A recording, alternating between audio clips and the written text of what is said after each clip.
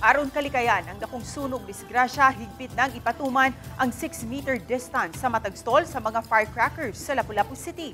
Si Luan Mirondina sa report. Niadtulang Huwebes, gipaubo sa Firecrackers and Pyrotechnics Safety Seminar ang mga manindahay ug pabuto sa Lapu-Lapu City. Ang maong kalihukan gipasiugdahan sa Lapu-Lapu City Fire District uban sa abag sa PNP, DOH ug DRRMO.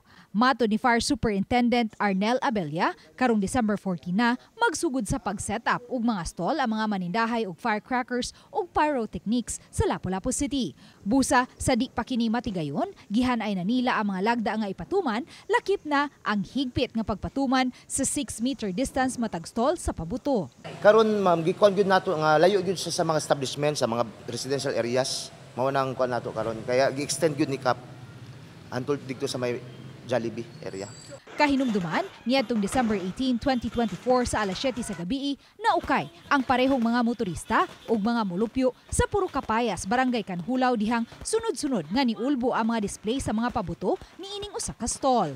Ug kay gipabarog lang daplin sa one lane nga karsada ang mong stall, hinungdan nga misangpot usab kini sa paghuot sa dagan sa trapiko.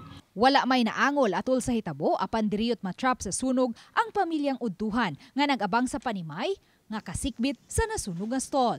Mato ni Fire Superintendent Abella, higpit na nila kining idili karong tuiga nga magpabarog og firecracker stalls duol sa mga panimay. Mubutang ta katong layo gyud siya sa mga kuan sa mga establishments or mga residential areas. Uban ni Marlon Malgazo, Luan Mirondina,